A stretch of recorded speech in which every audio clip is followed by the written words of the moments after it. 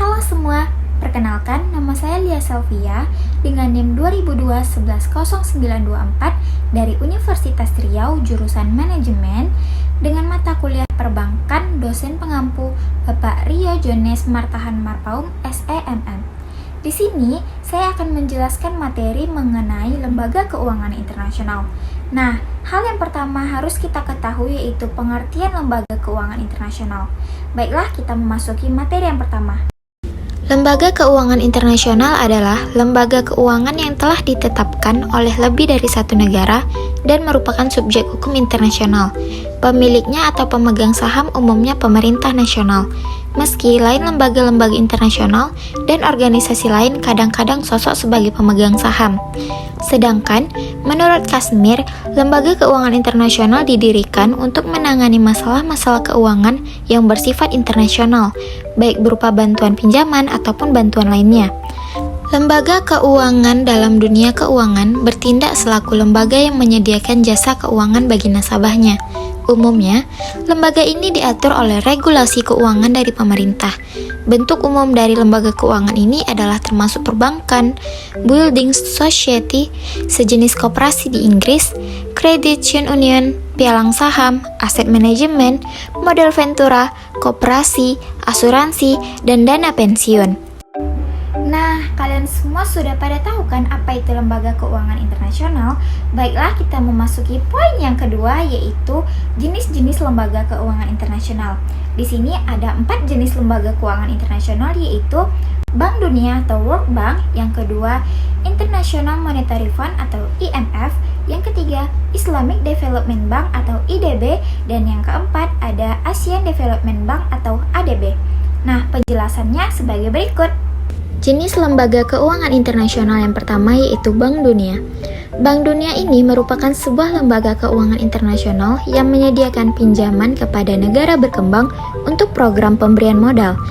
Terdapat 5 grup Bank Dunia. Yang pertama yaitu IBRD, International Bank for Reconstruction and Development. Bertugas memberi pinjaman dan bantuan pembangunan bagi negara berpenghasilan menengah.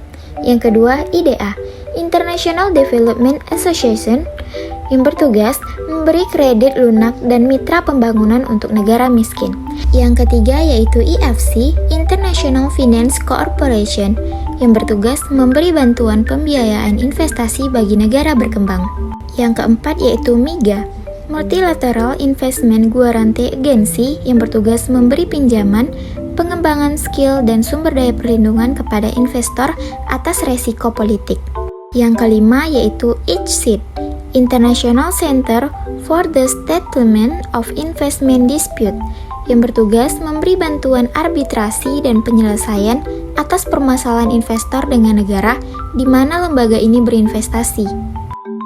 Tujuan pembentukan Bank Dunia yaitu yang pertama, merekonstruksi dan membangun daerah yang rusak karena perperangan dan pembangunan ekonomi di negara-negara yang belum maju, dengan jalan memberikan fasilitas-fasilitas dalam investasi modal untuk tujuan-tujuan produktif. 2. Memajukan investasi dari luar negeri suatu negara dengan memberikan jaminan atau ikut serta dalam investasi swasta tersebut dengan modal sendiri, yang bersumber dari kontribusi pemerintah negara-negara asing dan mobilitas modal swasta, atau dengan modal yang diperoleh dari penjualan obligasi. 3. Memajukan perdagangan internasional dan neraca pembayaran yang seimbang. 4. Mengadakan koordinasi dengan pinjaman-pinjaman yang diberikan oleh atau melalui badan-badan internasional lain. Jenis lembaga keuangan internasional yang kedua yaitu IMF atau International Monetary Fund. Dana Moneter Internasional atau IMF adalah organisasi internasional yang bertanggung jawab di dalam mengatur sistem finansial global dan menyediakan pinjaman kepada negara anggotanya untuk membantu masalah-masalah keseimbangan neraca keuangan masing-masing negara. Tujuan IMF yang pertama, untuk memajukan kerjasama moneter internasional dengan jalan mendirikan lembaga. 2. Untuk memperluas perdagangan dan investasi dunia.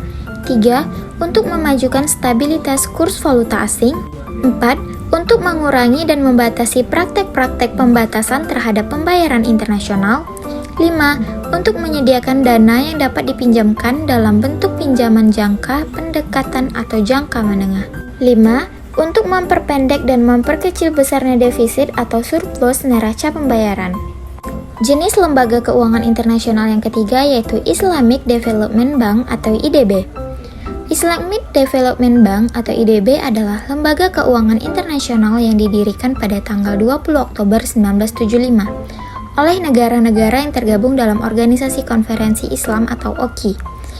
Fungsi IDB adalah memberikan pinjaman untuk proyek-proyek produktif dalam pembangunan ekonomi dan sosial. Selain itu, IDB juga mendirikan dan mengoperasikan dana khusus untuk tujuan tertentu seperti dana bantuan untuk masyarakat muslim di negara-negara non-anggota IDB dan berwenang untuk menerima dana dan memobilisasi dana tersebut berdasarkan sumber daya keuangan syariah yang kompatibel. Tujuan IDB yaitu untuk mendorong pembangunan ekonomi dan kemajuan sosial negara-negara anggota dan masyarakat muslim baik secara perorangan maupun secara bersama-sama sesuai dengan prinsip-prinsip syariah yaitu hukum Islam. Jenis lembaga keuangan internasional yang keempat yaitu Asian Development Bank atau ADB. ADB adalah sebuah bank internasional yang berkantor pusat di Filipina yang membantu pertumbuhan sosial dan pertumbuhan ekonomi di Asia dengan cara memberikan pinjaman kepada negara-negara miskin. ADB juga didirikan pada tanggal 19 Desember 1966 di Manila. Piagam pendiriannya ditandatangani oleh perwakilan dari 31 negara. Pada awalnya, pendirian ADB hanya beranggotakan 31 negara, berkembang menjadi 59 negara yang terdiri dari 43 negara kawasan Asia dan 16 negara di luar Asia. Kantor pusat ADB berkedudukan di Manila, Filipina, memiliki 22 kantor cabang atau perwakilan di beberapa negara Asia dan USA. Tujuan ADB: 1. Memberikan pinjaman dan melakukan investasi modal. 2. Memberikan bantuan teknis dalam rangka persiapan dan pelaksanaan proyek pembangunan. 3. Mempromosikan investasi untuk sektor publik dan swasta untuk tujuan pembangunan. Dan yang keempat, membuat tanggapan terhadap permintaan tenaga teknik dari negara anggota dalam rangka koordinasi perencanaan dan penyusunan kebijakan. Wah, itu dia jenis-jenis lembaga keuangan internasional. Selanjutnya kita memasuki poin yang ketiga, yaitu peran lembaga keuangan internasional terhadap negara Indonesia. Ini ada beberapa penjelasannya, mohon diperhatikan ya. Peran IMF. Ketika Indonesia ditimpa krisis, IMF menyarankan untuk menaikkan tingkat suku bunga hingga 70% untuk mencegah pelarian modal ke luar negeri. Resep ini, IMF untuk menaikkan suku bunga tinggi memang berhasil meredam inflasi pada saat itu. Lalu, pada saat krisis, di mana daya beli masyarakat turun drastis, IMF menganjurkan pengurangan subsidi bahan bakar minyak atau BBM dan tarif dasar listrik. Berdasarkan sudut pandang ekonomi, kebijakan ini dianggap berhasil dalam waktu sementara karena masyarakat dapat kembali menggunakan bahan bakar minyak dan listrik karena harga yang akhirnya bisa dijangkau. Lalu, IMF juga menyarankan Indonesia agar melakukan privatisasi berbagai perusahaan selama kontrak 5 tahun dalam rangka membantu krisis di Indonesia. IMF memberikan bantuan sekitar 5 miliar dolar. Selanjutnya, peranan Islamic Development Bank atau IDB. Sejak berdirinya pada tahun 1975, IDB telah banyak berperan dalam berbagai aspek sebagai lembaga pembiayaan pembangunan yang berdasarkan pada prinsip syariah. IDB membiayai berbagai proyek dalam bidang pertanian, industri, agroindustri, dan sektor infrastruktur. Peran Asian Development Bank untuk Indonesia yaitu berperan sebagai salah satu alternatif sumber pembiayaan pembangunan di samping sumber daya lainnya, yang berupa tabungan pemerintah, tabungan masyarakat, dan investasi modal asing.